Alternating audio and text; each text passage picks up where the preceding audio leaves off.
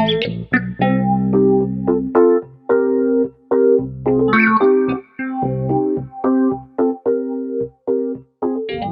found out the Border Patrol caught a man and his family sneaking in over the Texas border last November. His name is Assam Bazi. And the thing about Assam Bazi is he's listed on the terrorist watch list as a high classified, known, or suspected terrorist. They let him in anyway.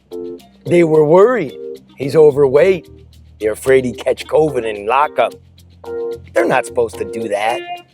I'm told they've never done that.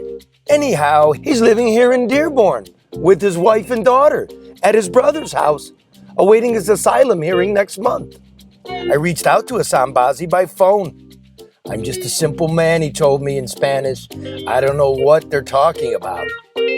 We promised to talk to an interpreter the next day. I interpret for people when they're in jail, when they're in court.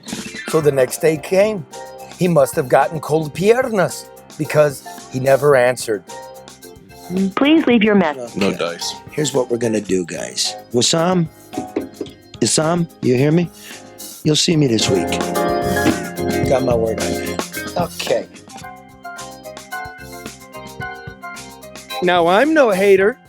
If Uncle Sam says it's okay for a terrorist to be living in the United States, then it must be okay for a terrorist to live in the United States.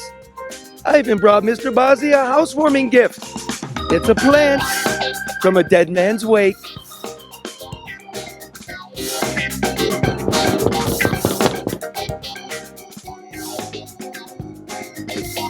Yo tengo un regalo para Señor Bazi.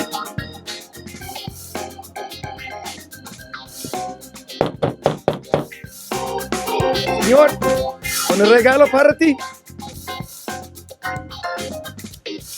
Nobody home. Well, as we like to say in Dearborn, bienvenido a los Estados Unidos. Welcome to America.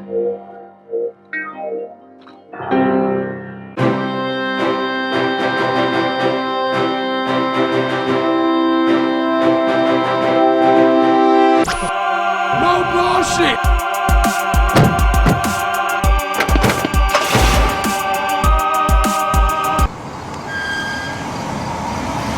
No bullshit!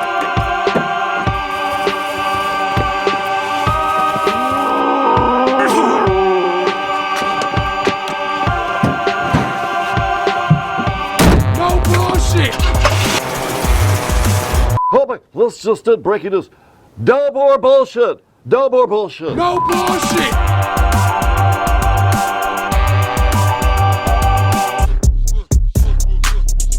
Okay, so there you go. As promised, that's the news from the southern border. But we have to blow up the entire program because we've got big problems on the northern border. Breaking news.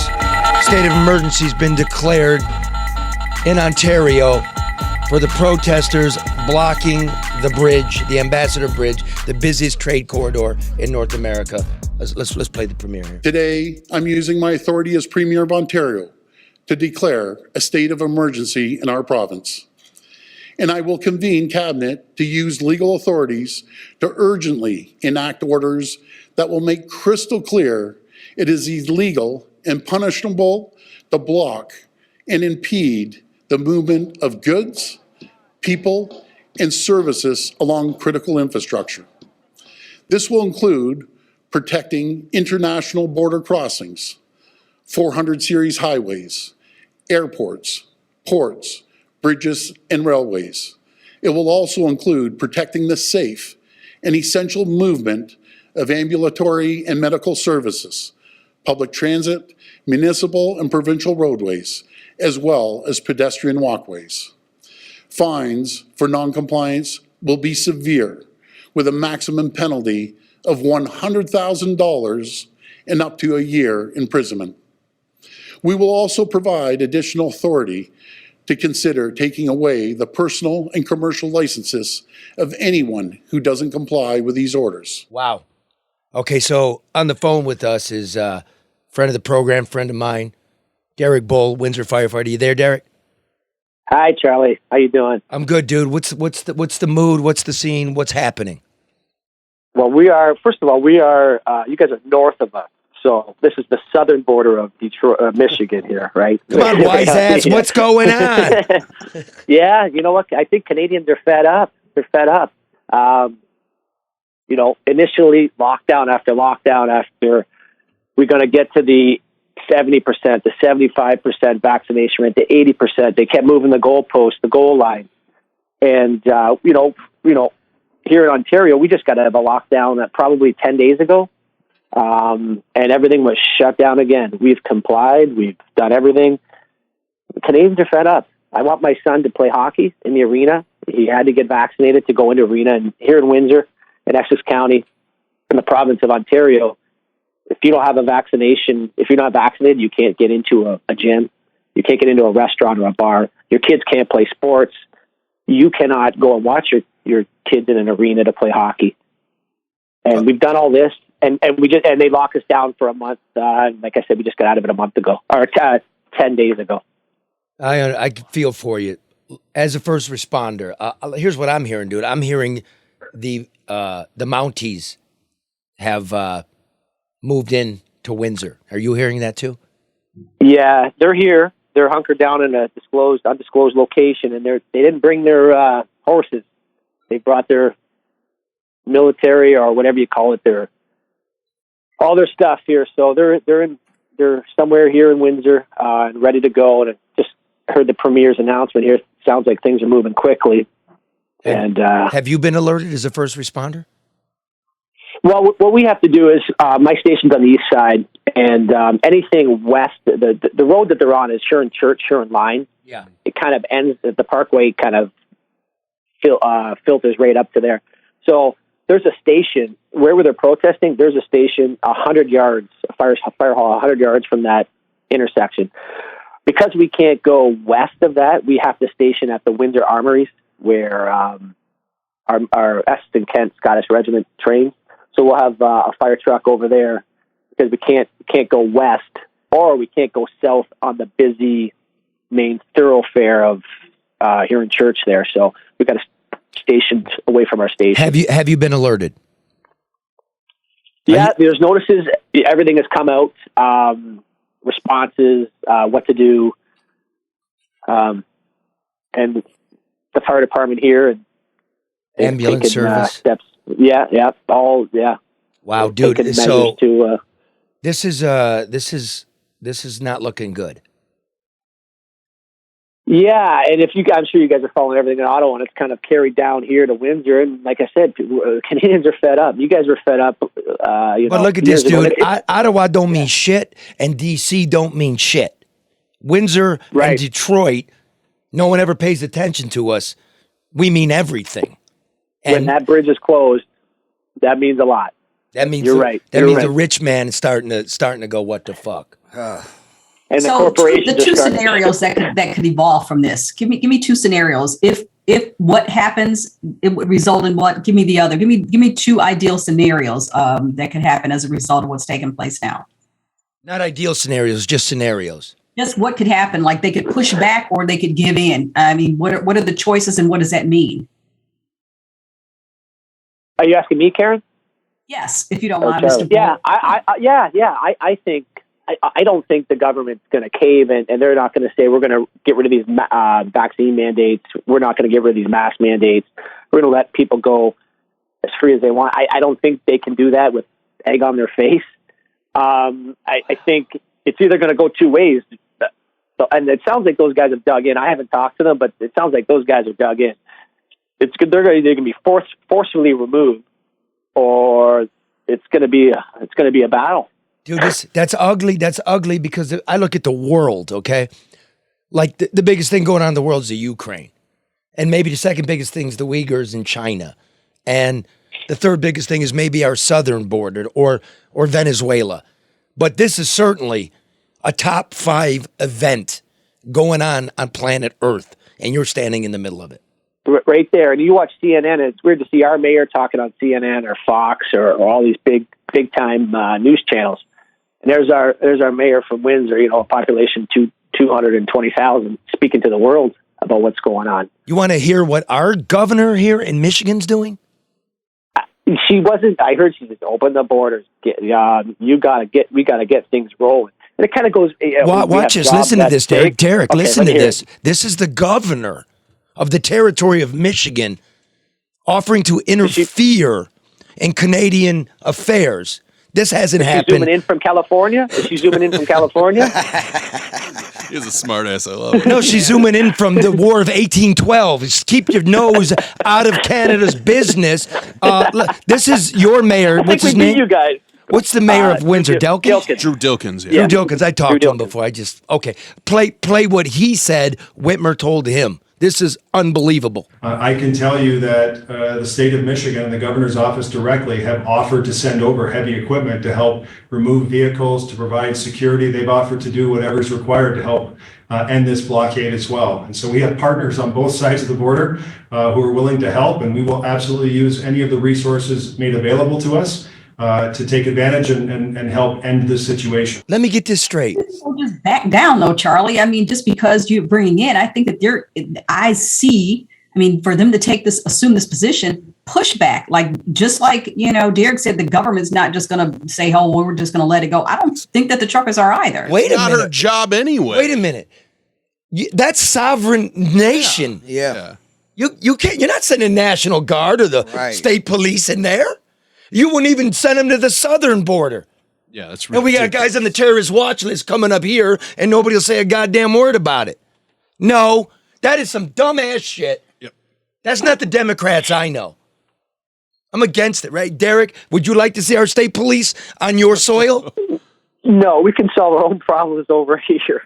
Get the fuck out of here. Hey, Derek, amongst your friends and the people that you talk to, what's the support in general for what they're doing? It's kind of mixed. And Windsor is just like Detroit and southwestern Michigan. We're a blue-collar town. We have the auto industry, heavy tool and die industries in here. And that supply chain's affected. It is. And so I see that side of it. I also 100% see the other side where enough is enough. And the government comes on and says jobs and this and that. Look, we've been locked down. I have friends that are out of work. My friends work. Quick example at the casino. He was out of work for 18 months. We have called unemployment insurance over here. So he is making, I don't know what it is, 52% of his wage for a year and a half. And lockdown after lockdown, when we turn on the TV and we're watching the football game, and there's 90,000 people in the seats there, mask or no mask. You want to wear one, wear one. If you don't want to wear one, don't wear one. And we can't even. Everything's locked down. It got so crazy over here that at Walmart and Costco, you could only buy essential groceries. And I sent Charlie a picture in April when this happened. So they fenced everything off. If you wanted to buy a pair of socks or underwear, you couldn't buy a pair of socks or underwear at Walmart or Costco. You had to do it online. But you're already there. Groceries only. Why? I know. They fenced it off. They fenced it off. That happened to us too with the seeds. That's right. They did. The governor put out a statement this week saying, it's time for the truckers. And I don't think, I'm going to guess that the majority of Canadians do not want them to do this, but the majority of Canadians are done with the lockdown. That's what I'm smelling. That's a perfect way to put it. Lockdown exhaustion. We get the Detroit Red in the house. We got we call it the CAW. Fuckers famous in Canada. The CAW over here, we call it Unifor now, which is the UAW over there. And those are some big battles where the UAW don't have parts to. You're going to shut down Chryslers and you can't make Pacificas. I mean, I get it, but enough's enough here. How much more can we take? Let me quote my mayor. Let me quote my mayor about the lockdowns caused not by the government, but by the truckers. She put out a statement that says, quote, "It's hitting paychecks and production lines. This is unacceptable." To me, that's rich because the Canadian truckers want the federal vaccine mandates dropped. Whitmer, smelling the political winds, hopes no one will remember that she forbade Michiganians from driving to their own cottages and vacation homes in the early days of the pandemic. And never mind that her husband drove to their vacation home to rake leaves. So I would ask my governor to put a mask over it, shut your mouth, Right. go rake some leaves, and let Canada handle Canada. Do what you're good at. Take a plane down to Florida. Yeah. And what do you do? Who do you vote for? I mean, you guys are so split in the middle, Republican, Democrat. We got three main parties over here. I don't believe in any of them. You know, we got our progressive conservative that runs the Ontario, but our liberals are running the country. And man, I don't want to vote for any of them. They're all the same to me, man. They're all the same to me. Pretty much. I don't want a war over there. I don't understand why your prime minister decides triple vax Trudeau, who catches COVID anyway, and goes and hides in his beaver lodge somewhere because he's afraid. And he says, I'm not going to deal with these racists. Well, and that clearly illustrates the divide between government and the people. You're the prime minister. You must negotiate. No That's what a leader does. Yeah, there's been zero communication. Douchebag. Yeah. I don't want no war, man. Right. I want to ask you a quick question. Your emergency response. With something like this looming right now, personally, are you going through anxiety, a little worry, what you might have to go in and deal with? What's the feeling amongst you guys? Yeah, no, not at all. It doesn't affect me personally, and I know the guys I work with at the halls. We've never talked about it as affecting us personally or worried about the situation. We just kind of, if anything erupts or happens, we just go and do our job, and that's it. That's the great thing about being a firefighter, which is you just help. Yeah. You don't have to be the cop, man. I'm worried about those guys. I don't want to see civil war. No. And that doesn't solve anything. Negotiate. All right, dude. Yeah. That's it. You're done. I've got one of the protesters holding here, and I want to get to her. Okay, see what they're going to do. Thank you, brother. My prayers are with you, man. All right. See you guys. See you, Charlie. See everybody. We'll have a drink soon, Charlie. Dig this, man. Yeah. Oh, Canada, we stand on guard for thee. I think one of the first times I met you at the Chili Fest, we got up on stage and sang that. I think if we send Charlie down there and start singing, they'll all go home. Should be over in a second or two. What do they say? Face for radio and a voice for TV. Thanks, Derek. Fuck off, man. All right, see you guys. God, Charlie. Okay, I want to welcome in Matthew Maroon. Basically, I could give him titles, but he's the owner of the Ambassador Bridge, and he's in a hard spot. Matthew, what's going on the border right now as we speak? Well, unfortunately, nothing. Trade, commerce, trucks, drivers, it's not flowing at the Ambassador Bridge, and it's either not flowing at other border points or severely restricted. I don't think that there's many, if any, bridges or border points between the United States and Canada that are functioning normally. I don't think people appreciate the importance of the Ambassador Bridge. This thing is basically the busiest trade corridor on the continent, about $350 million a day or so. Yeah, it's the main. If you think about it, there's is like a circulatory system. Roads are veins and whatnot. The bridge is the main artery between the United States and Canada for our trade. Canada is the second largest trading partner with the United States. That should tell you something. For some perspective out there, you all saw pictures of the port of LA being clogged, and everybody's talking about supply chain issues. The Ambassador Bridge does about half the commerce per day as the port of LA. It's tremendous. So these people up there blocking it. Matt, you're in a hard place. You got to keep triple vax Trudeau, who's hiding in his beaver lodge somewhere. You got to keep him happy. You got to keep Whitmer happy. You can't offend Biden. You don't want to offend truckers because you're a trucking magnet. What do we do here? Well, I with that kind of backdrop, Charlie, blessed are the peacemakers. What does that mean, brother? What's the simple solution? That means that really, I mean, I'm not. I've got the responsibility for the bridge, and it's one I take very, very seriously. But these elected officials, they've got lots of responsibilities. Some I don't understand myself, so it's hard for me to put myself in their shoes. But it seems to me like everyone can win here. Trudeau really wanted to get the vaccine out there. He wanted to make sure that everyone was vaccinated, and he did. By all accounts, 90% or more of the truck drivers that cross the border that are Canadians are fully vaccinated. 90%. That's an A-level grade. The truck drivers that don't want to get vaccinated or are upset that they had to get vaccinated, they want the mandates to go away. And I don't blame them for that either.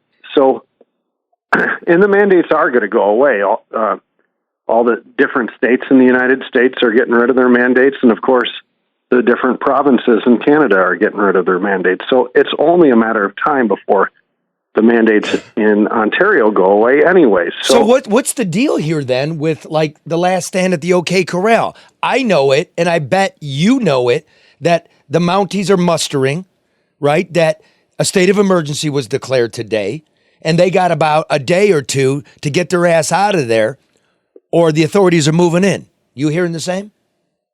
It seems like it's, from the start of it seemed like it was going to get to that point.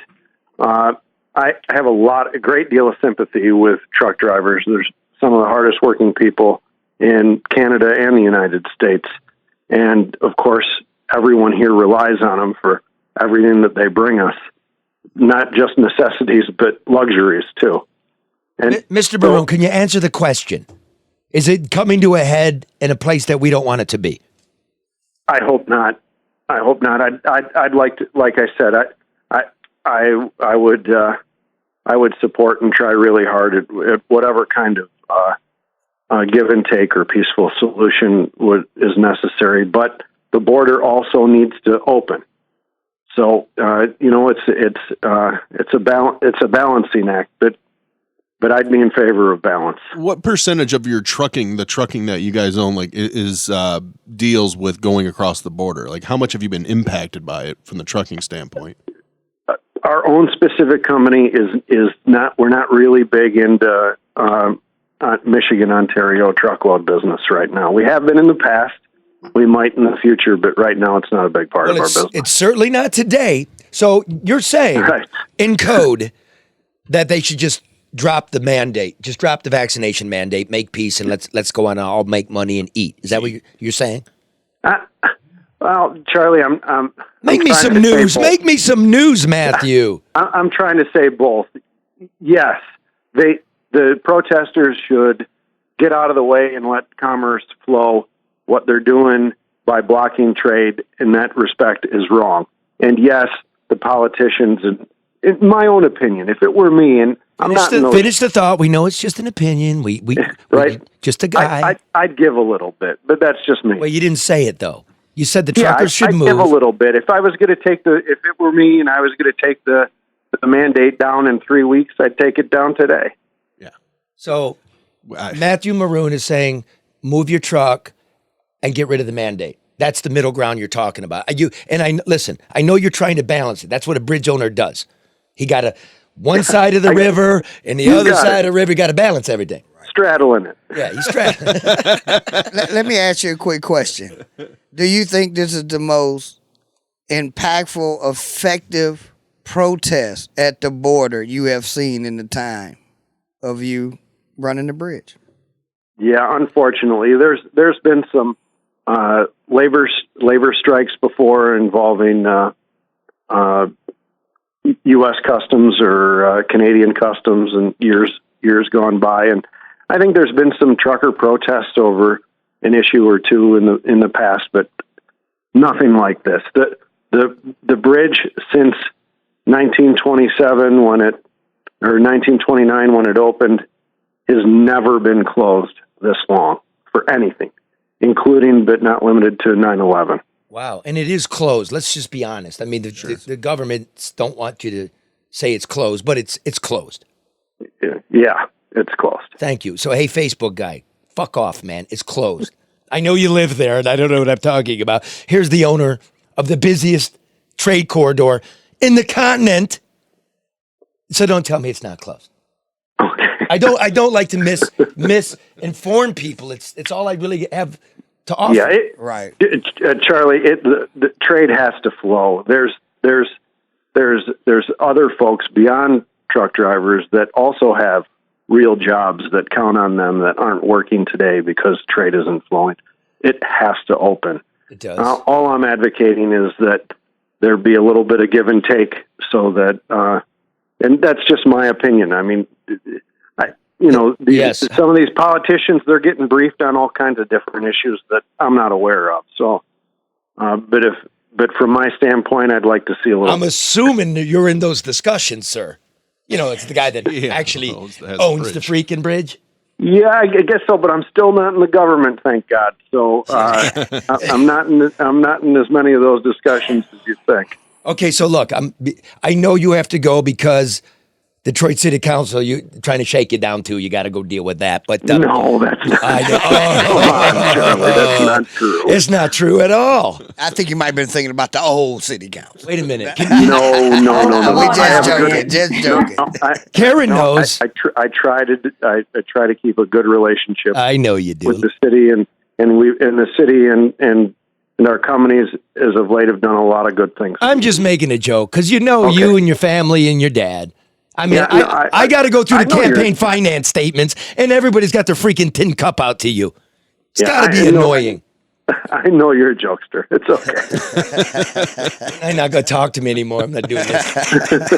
Guy. It's not like you brought up a second bridge or anything. Okay, listen, I'm going to do this, and then we got to let you go. You're very, very busy, man. Big things are going on. One clear statement to the protesters, to the government, to the people of North America, the world according to Matthew Maroon. What is it you want to leave them with before you hang up, sir?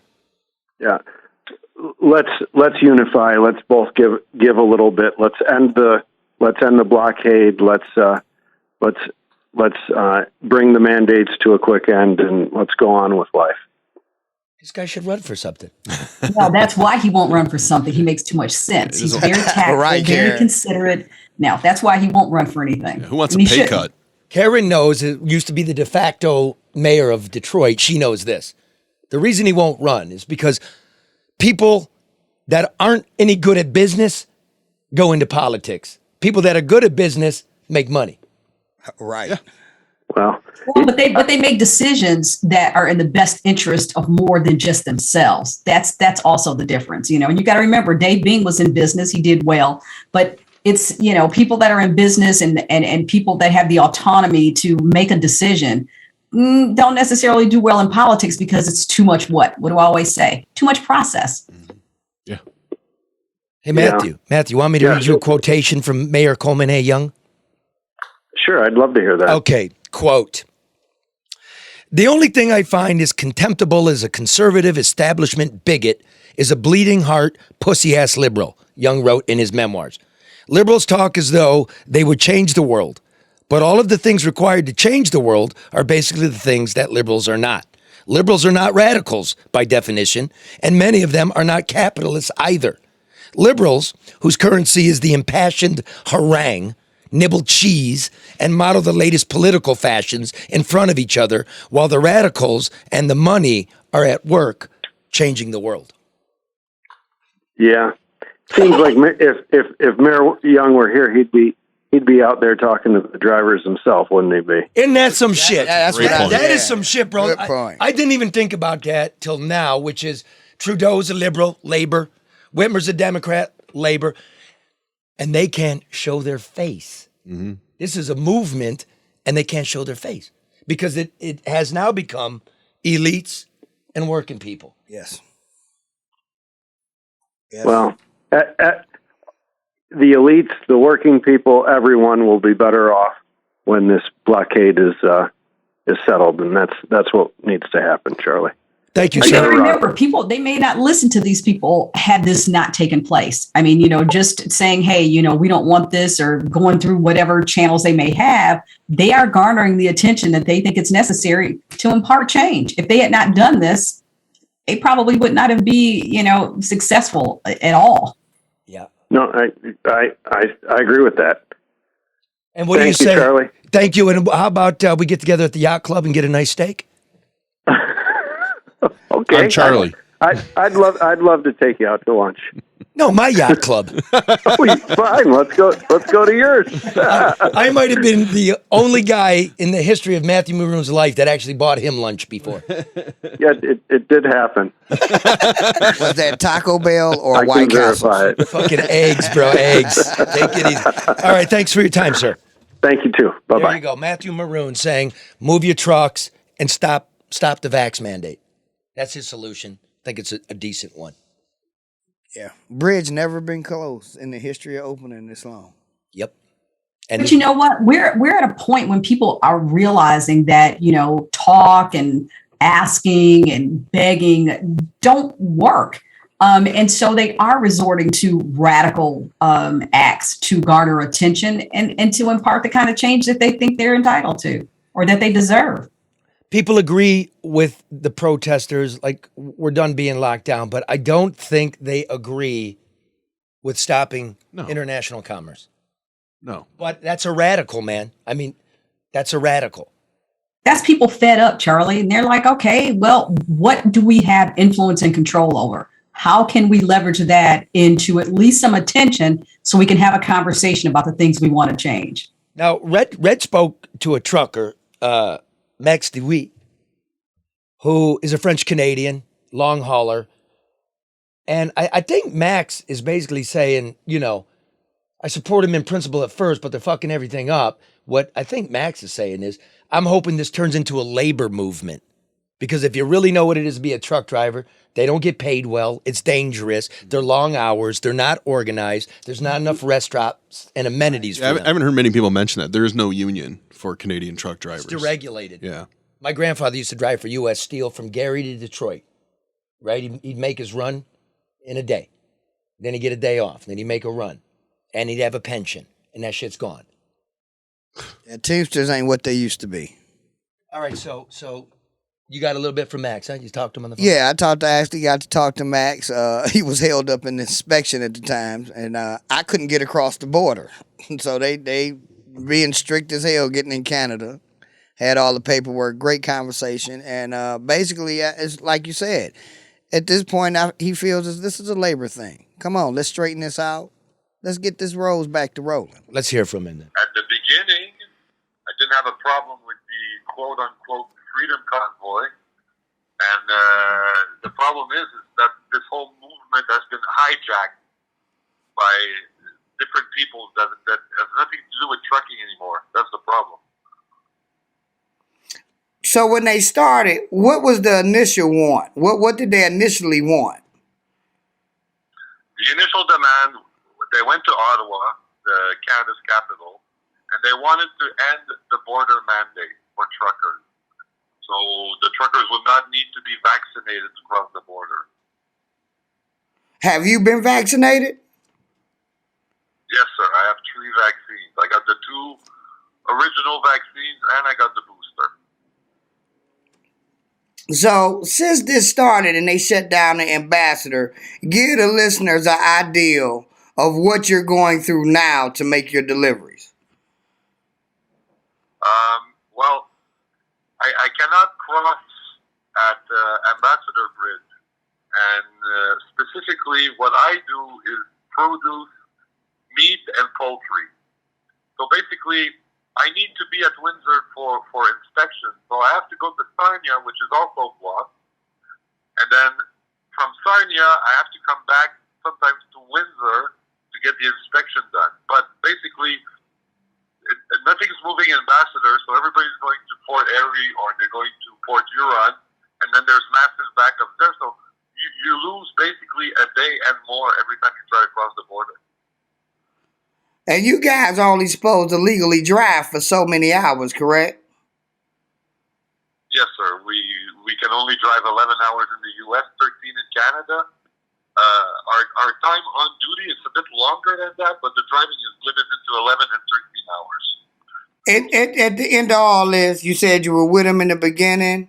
Now you've changed your mind. What would you like to see happen, or what do you think should happen to go ahead and get this solved?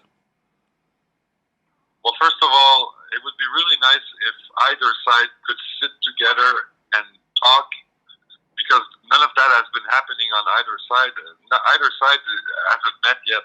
I know that the convoy was really trying hard to meet, but I don't know why they're not meeting. So, I mean, the first thing would be to start a line of communication between the two parties involved, and the useless, in my opinion, that's my personal opinion. I don't believe that the protesters blocking the border entries should do that, because all they're doing is they're hurting truckers big time. I know hundreds of guys that are stuck in the U.S. that can't come to Canada, and vice versa. If you had to take a guess, how much longer you see this lasting? I don't think it's going to go on much longer, because it's been 4 or 5 days now. A lot of it's not only the food, there's the manufacturing for the car parts and all that. All the big plants are shut down right now in Ontario. I know Toyota in Cambridge is shut down, and I know that they canceled some shifts in Michigan, because I think it's 4 border crosses to get 1 car done of materials, and that's not moving right now. So everything is grinding to a halt. Can you tell the people, where are you at right now, this second?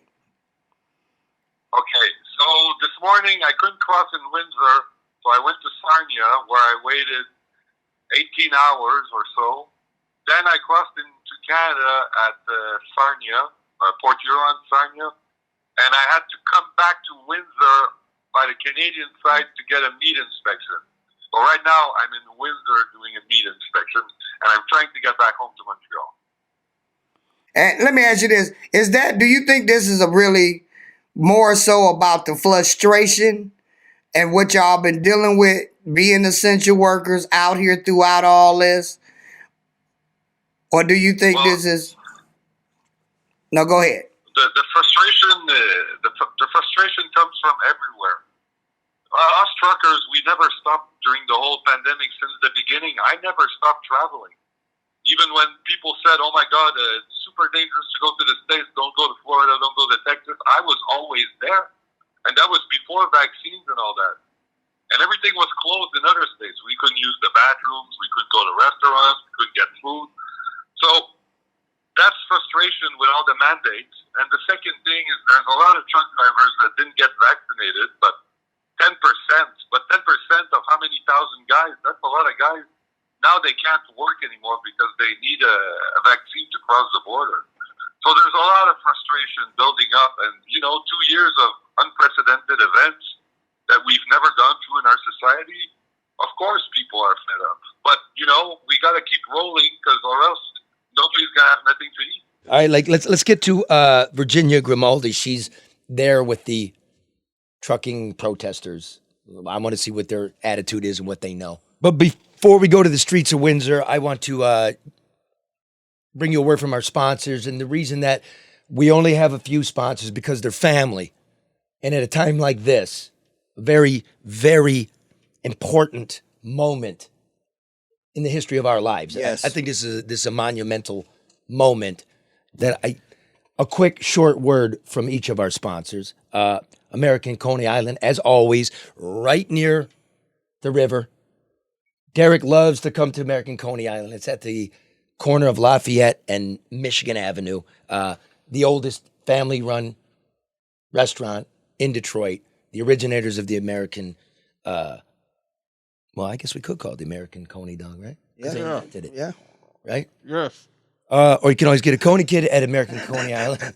As he's eating one. I thought that was my cue to eat. Listen,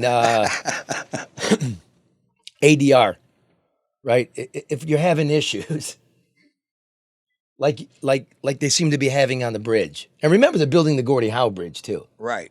right? If you're having trouble with big projects like this or small projects, call ADR. It's pretty simple. They're the ones you call when you need to get something done right, on time, and on budget, right? They can also act as a mediator.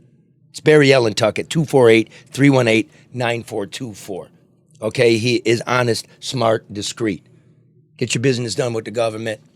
Have somebody interface with you. Thanks for your support, ADR. And Hall Financial. Yeah. Right? Mm-hmm. Rates are going up. They are going up, aren't they? Yes. So call Hall first. They're going up. The bridge is closed. The economy's strangling. What's going to happen if this thing spins into an international financial calamity? That's why you're seeing movement, right? Now, interest rates will go up. It's uncertainty. Make a move, people. Whether you're going to buy that house and there's small stock, you have to have your mortgage in place or you're not going to get the house, right? Talk to Hall. They'll walk you through it. They'll get you what you need. Very good personal hands-on service. You call 866-CALL-HALL or go to callhallfirst.com and get started. Thanks for the support, David. And of course, if things start spinning out of control financially, call Newt Nowacki. The guy's brilliant. What are interest rates doing? One of the hottest stocks is shipping. Yeah. Logistics. Yes. And if they're all bottled up, what do you do in the short term? A lot of you make short-term moves. I recommend thinking in the long term, but there are short-term things to think about. Who thinks about them? Who can give you advice? Luke Nowacki at 248-663-4748. One more time, Luke Nowacki, 248-663-4748 at Royal Alliance Associates Incorporated, member FINRA SIPC. Thanks for your support, Luke. And call the one and only Royal Alliance Associates Incorporated. All right, let's get to the streets of Windsor. Hello? Hi, Virginia. It's Charlie. Hey, Charlie, how are you? Okay, I'm good. Listen, you're with the protesters, yes? Yes, I'm on Wyandotte, yep. Okay, what are you hearing? Are the feds moving in? Pardon me? What are you hearing? Are the authorities starting to move in and stage? We just got off with a firefighter. They're in town. Did you hear that? Yeah, no, so far at Wyandotte, it's the same as it's been. There are police officers down here as there have been, but they're still in their vehicles. There is like a large van here with tactical gear and stuff, but they haven't been bothering us at all. They're just standing by like they have been for the last 2 days. Well, listen, girl, I don't mean to be the one to break this to you. Maybe you already know it, but Premier Ford just declared a state of emergency. Yes, we know. So they're coming, aren't they? Well, we don't know. This injunction is still tied up for about the Wyandotte location. So I don't know. I don't know if they're going to take it forcefully or not. We've been told by Windsor Police that they would come down and make an announcement before doing anything by force.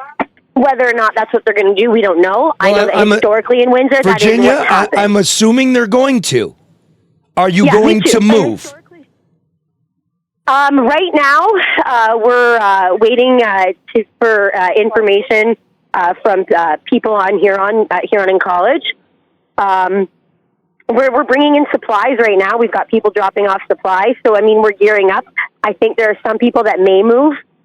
Some people may stay. But right now, it's really kind of up in the air until we hear for sure what's going on with that injunction. Who's your leader? How do you guys decide? Do you vote? Is there a grand poobah? Like who's? Well, basically the first of all, nobody's going to make anybody stay. If you want to leave if they declare that they're going to be taking legal action against us, if people want to leave, that's their right, and by all means, go ahead.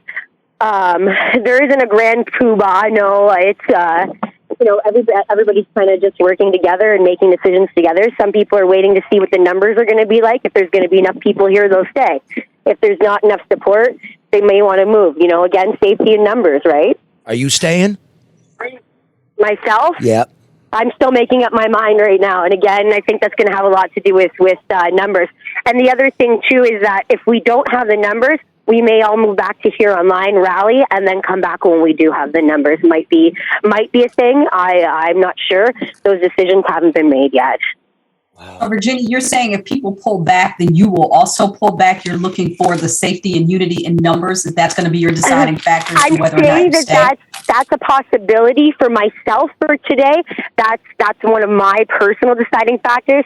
Now, I can't speak on behalf of the entire group. I think everybody's just kind of waiting right now. Right now, we're stuck in a limbo. We thought we would have some information by now that we haven't gotten.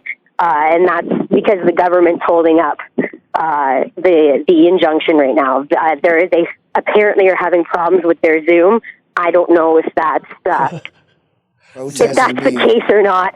I know that my Zoom's working fine. The international border crisis is hinged upon a bulky Zoom connection? Right. So, where are we living?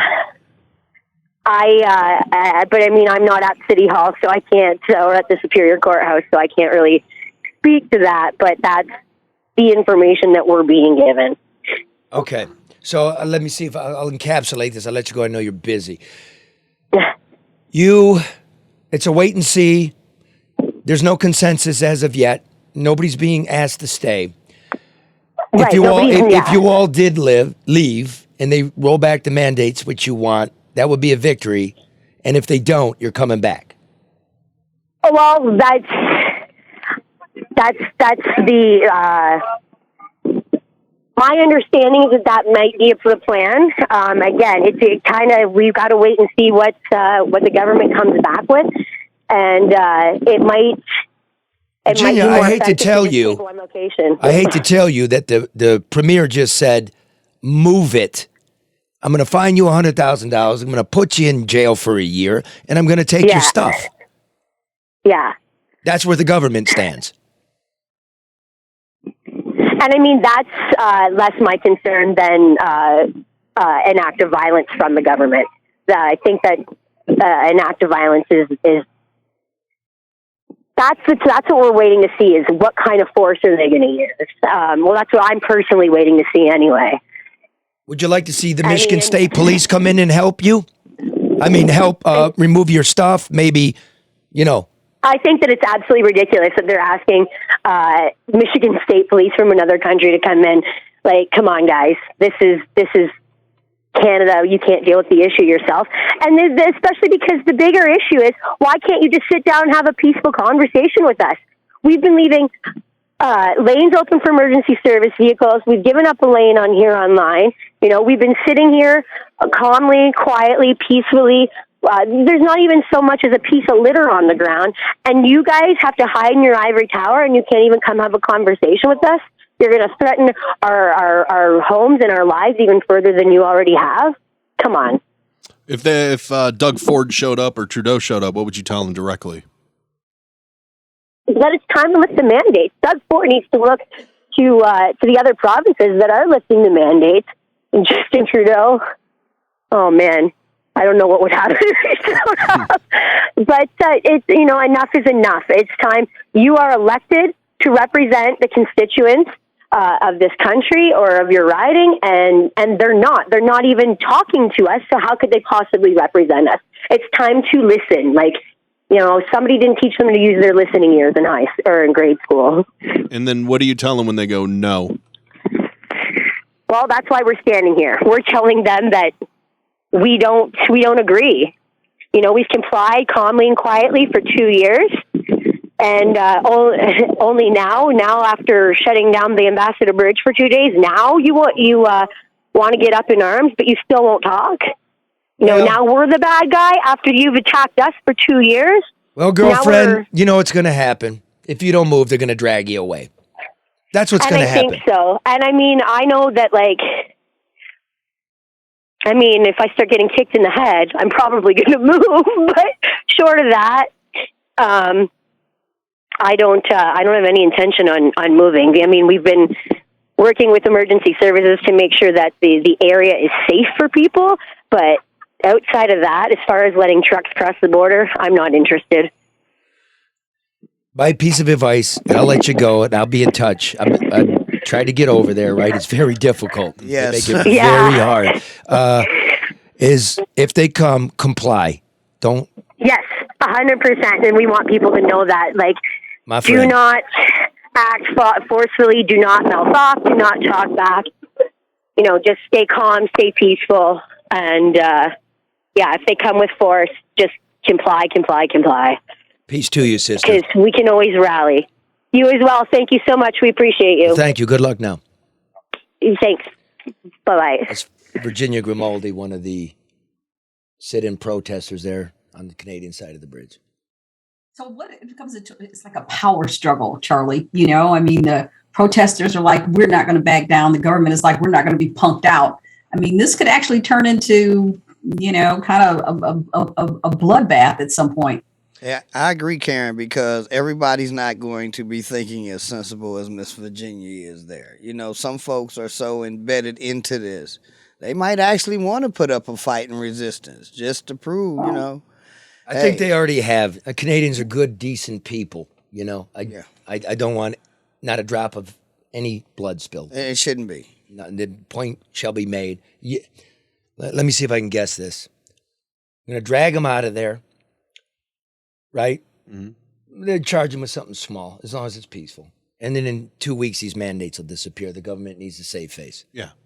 Everybody's lifting them slowly. I said last year, by first quarter of 2022, you're going to start to see a shift because the economic impact of all of these haphazard, random, mandates across the country and obviously in Canada too are having such a negative impact. People are going to be like, okay, whoever we tried to get has already been gotten, and everybody else is just, in their eyes, a lost cause. So I knew this was it's not sustainable. Well, especially with numbers going down and hospitalizations and deaths. But this is the thing, though, Mark, and I know we disagree on this. We only know what they tell us, and at the minute when they tell us it was bad, then we believe that it's bad. When they tell us that it's getting better, we believe that it's getting better. We don't know what's going on. I think we really don't. To me, Karen, you sound completely reasonable at this point. You know, I speak with my mother quite often, and as I should, but my mother believes in science.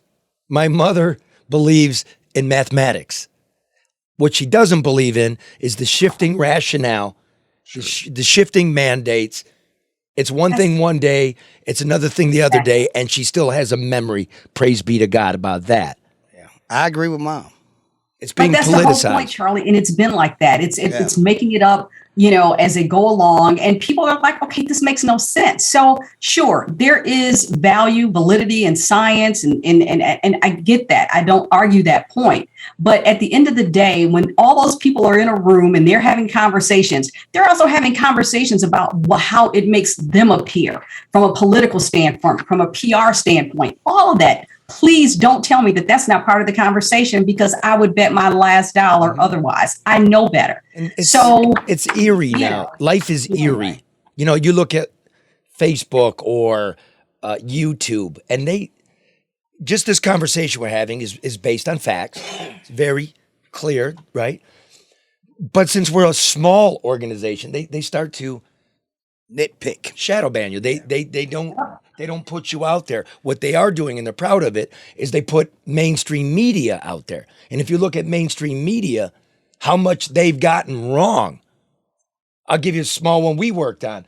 Whitmer and the nursing home numbers, Whitmer and the nursing home response. They refused, the mainstream media, to consider the new information. You got caught out so badly buying into the bullshit that you won't even fix it. You're looking to shuck and jive and dodge, and everybody's looking for somebody but you to tell them stuff. And now everybody's out there is a handyman with the information. If you can't trust the government, if you can't trust the media, right? Right. You're going to have this shit everywhere. Right. You got to be better. You got to be part of the people. You can't be above Every them. message we hear, Charlie, is massaged. Trust me on that. Every message is massaged. Let me just say that. It is. And, everybody, people get mad when if you have a difference of opinion and that difference of opinion is packaged and presented as being misinformation simply because it goes against the grain of what the mainstream wants you to believe. Why can't it be the other way around? Maybe that's misinformation. They say life is teachable moments. And I'm thinking right now, Canada is giving the world one of the biggest teachable moments there is, in the fact that the protesters are saying, hey, we've been law-abiding citizens. All we asked you to do was talk to us, not tell us like a dictator and then step away and expect us to just fall in line. That's going to go against our natural human basic instinct. And this is on both sides of the border. Let's get this straight. This is Trudeau and Biden administrations. Mm-hmm. All through the pandemic, the truckers were going back and forth. You're risking, the plague. Yeah. They kept you fed. And 2 years into it, when everybody's rolling back the mandates, you come up with, you get the vax or you can't come in. Or if you come in and you're not vaxxed, you got to quarantine. After all these people been through, I can understand that. Yeah. I can understand the frustration. Me, I try to comply. I try to be a good citizen. I did what was asked. But the polls show you Americans are done with it, right? I get to vax, I'm done. We got to move on. Yeah. And I mean, their numbers and their vaccination rates over there is kind of beating ours. I think they're like number one in the world. Yeah. Right? So I really don't understand myself. It's like 90%. Right. So whatever happened to herd immunity at 75? They've achieved that by extra 15%. So the government kind of making themselves look more dictatorish right now with this than actually, like she said, being the part, the body to represent the people. I just like our neat turn here in Michigan. Complete lockdown to I'm going to Beverly Hills in the middle of a surge to raise money. Wow. Priorities. I don't forget. That's what I was about to say, Mark. Priorities. And that's why I'm telling you, everything that you hear is not 100% true. It's just not. I mean, you have to listen with a critical ear. And people, what do they say? Think for yourself, or someone else will think for you without thinking of you. Critical, but not cynical. Yeah, respect each other. Okay, look, I want to move real quick. He's given us a minute of his time. Ian Smith, you might have heard of him. Back in March of 2020, the South Jersey gym owner came into the spotlight for refusing to abide by his state's pandemic business closures as a self-described fuck you to Governor, is it Phil Murphy? Is it Phil? Phil Doe? Yeah, I prefer to call him Philip. Yeah, Phil Doe. Ian racked up around $1.2 million in fines, going as far as taking the doors off his business to avoid being locked out by state officials. Mr. Smith has now announced that he will be running for Congress in New Jersey's 3rd District. Will you be running, sir, as a socialist? Yeah. We'll be running as a socialist because we're going to change the social policies of politics, and that means that we're going to get career politicians out. So running as a Republican, but running against the establishment. Not sure at this point who likes me less, if it is Andy Kim, the incumbent, and the Democratic establishment, or if it's the New Jersey GOP, who would rather put, just another white guy in a suit, Wonder Boy. Then why are all of you guys, guys like you are Republican in name only? I love how you call the establishment the Republican in name only. They're really Republicans. You are not. You're a dude without a home, and you're like hijacking the Republicans. You guys are parasites. Start your own party. See, that doesn't work. We'd love that, but then we would just pull votes from the Republicans, and we'd wind up, just getting another socialist Democrat down the line, Nancy Pelosi voter in. So we're going to have to hijack the Republican Party, and it's about high time that happens, honestly. Nancy Pelosi's richer than a bowl of etouffee, man. I'm telling you. Oh my God, she knows. Loaded. I mean, it's the elites versus us. Let me go here, Ian. Canada. A state of emergency has been declared on the border. Yeah.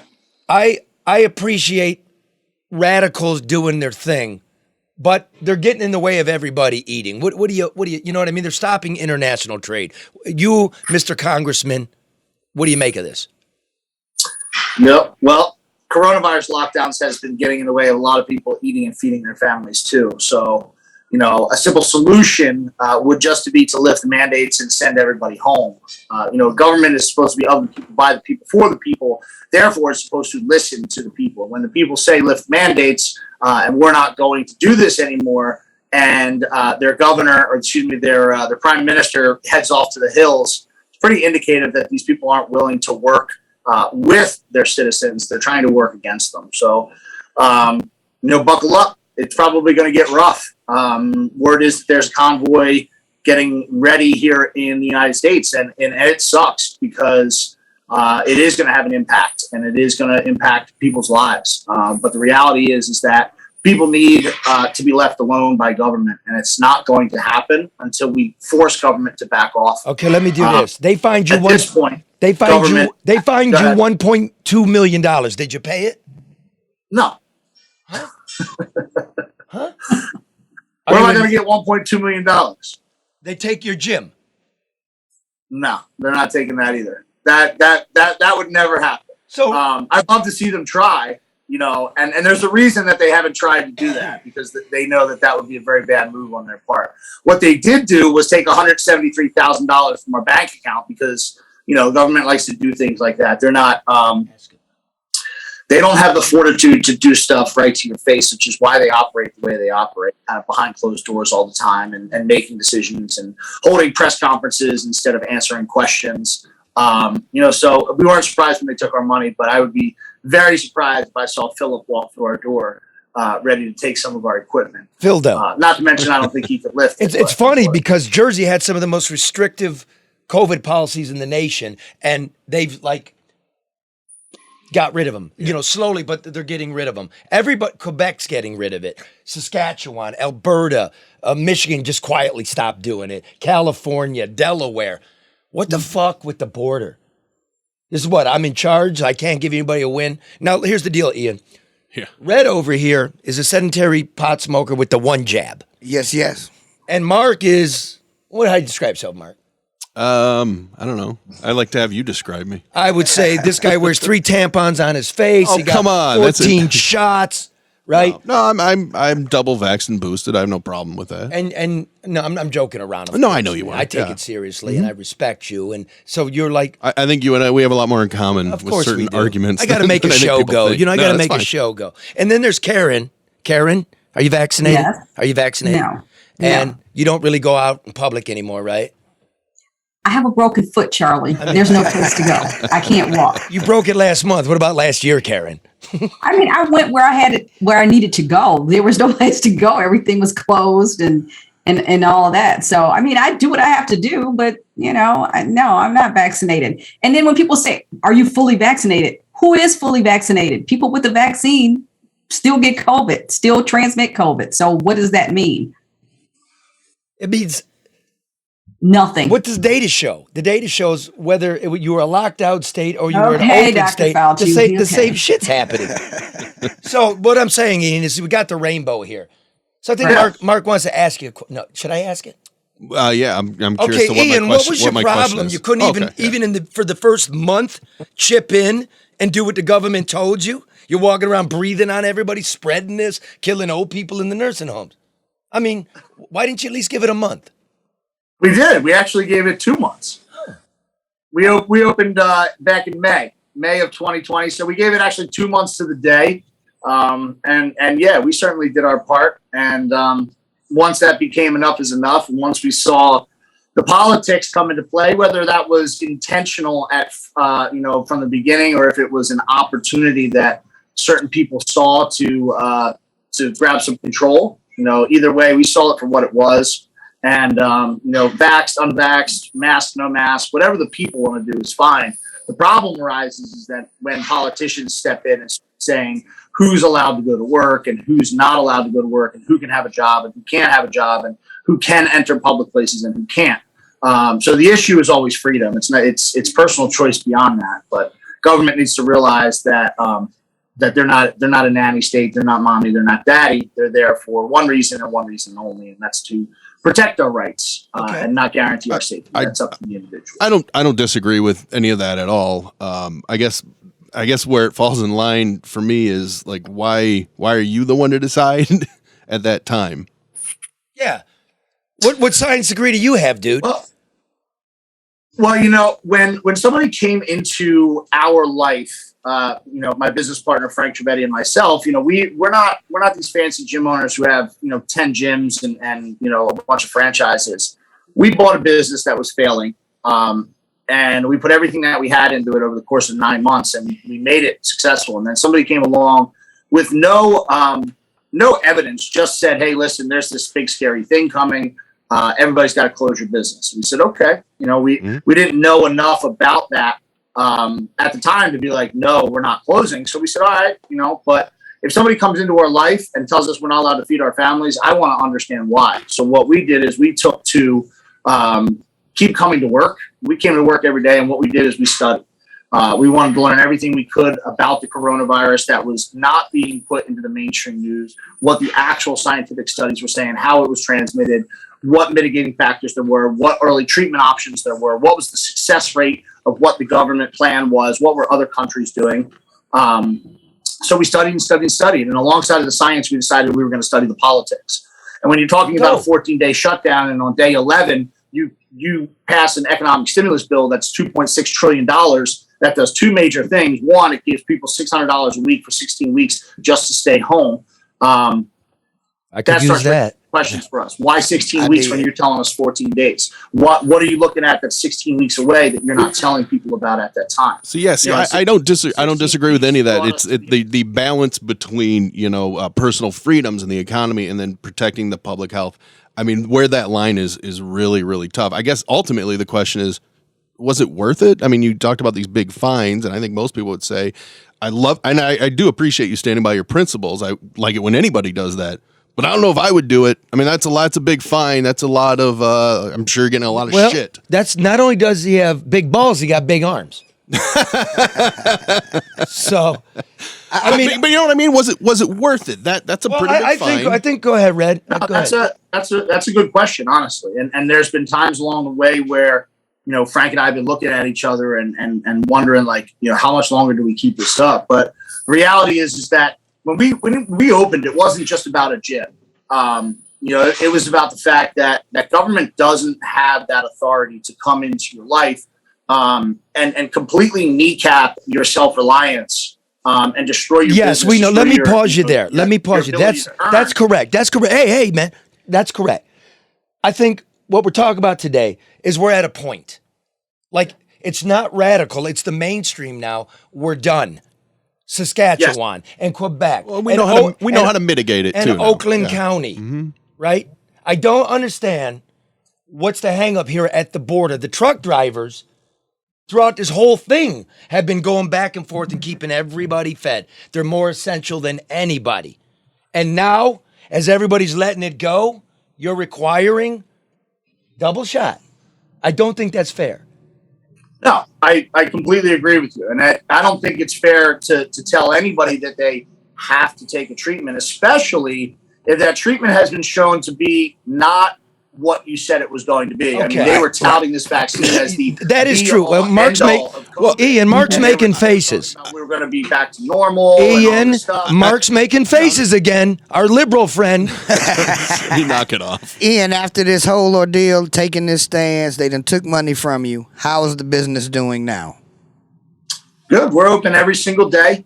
We actually don't charge our members. We haven't charged our members since March of 2020, when we originally suspended billing. When we reopened, we weren't charging people because it wasn't about the money, it was about the principle. And by the time that we were allowed to, quote unquote, allowed to reopen, they had taken our business license. So we operate entirely on voluntary donations, and we sell a lot of t-shirts. We've sent t-shirts to all 50 states several hundred times over and to 18 countries around the world. So people find a way to keep our business operational and keep our lawyer bills paid, which are quite expensive, and it's all a voluntary system. I know why he's running for Congress. $174,000 cool cash money a year, lifetime health benefits. Well, it doesn't hurt. I'll get that money back one way or another. Maybe they'll just dock my pay right there for the fines, and I'll work that off over a couple years. What does the T-shirt say? Because your beard is covering it. Is that the T-shirt that you sell? Yeah, this is one of the T-shirts that we sell. It says Belmar for everybody. Belmar is the town that Attilas is in, and our fight was for everybody. It was for personal freedom. It wasn't for a gym. And on the back, it has the Attilas Gym logo with the preamble of the Constitution. Okay, real quickly, and we got to let you go because we got some stuff going on here. Just real quick, what's the size of the federal budget, Mr. Congressman wannabe?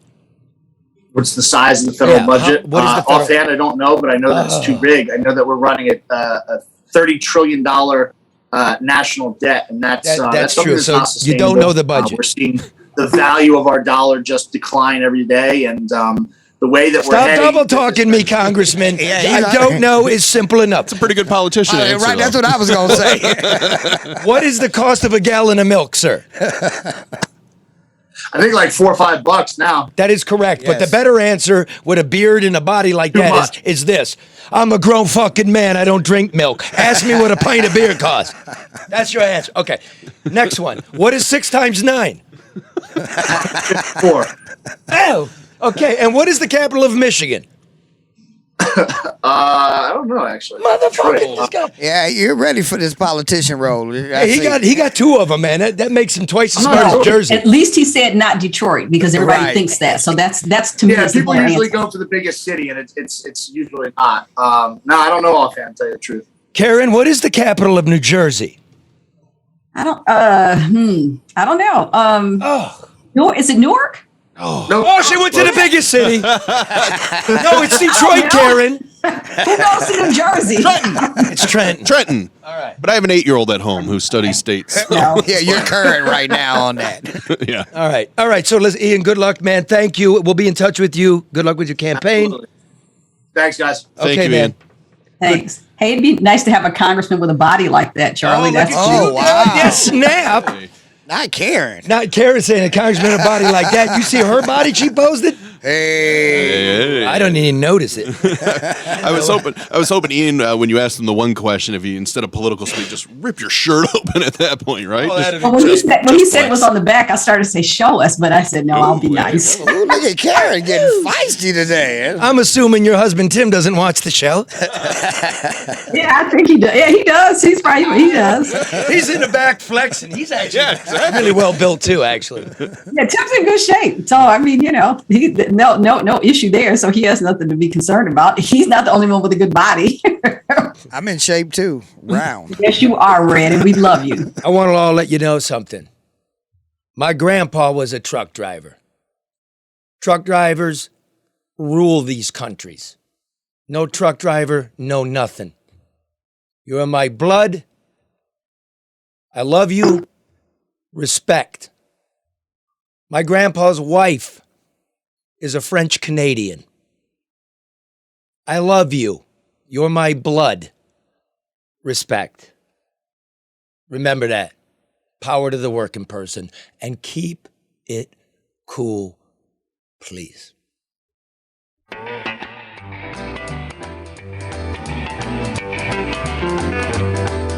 Pulled out of Pittsburgh, rolling down that eastern seaboard. Oh, yeah. Grandpa used to let me sleep in his cab. Oh, cool. Bring you home. That's pretty sweet. There's a speed zone ahead. Head all right. I don't see a cop Up in sights. 6 days on the road. Now I'm gonna make it home tonight. You know why I wear square-toed boots? Why? Because Grandpa wore them. Georgia overdrive. Good enough reason for me. Taking little white Love hills in my eyes Open wide. I just passed a Jimmy in a white. I've been a passing everything in sight. 6 days on the road and I'm gonna make it home tonight. But it seems like a month since I kissed my baby goodbye. I could have a lot of women, but I'm not like some other guys. I could find one to hold me tight, but I could never make believe it's alright. 6 days on the road and I'm gonna make it home tonight. And he used to live by the highway in Cary, Indiana. You be watching Cannon with the old man. Remember the old rabbit ear antennas? Yeah. Used to pick up the CB traffic from the semis blasting by. It was great. Ghost in the machine. But nothing bothers me tonight. I can dodge all the scales, Alright. 6 days on the road and I'm gonna make it home tonight. And all your first responders, man, respect. My rig's a little old, but that don't mean she's slow. I had to learn that one. There's a flame from her stack and that smoke's a blowing black as coal. We're working people, man. Hometowns are coming in sight. If you think I'm happy, You're right. 6 days on the road and I'm gonna make it home tonight. 6 days on the road and I'm gonna make it home tonight. Everybody now. 6 days on the road and I'm gonna make it home tonight.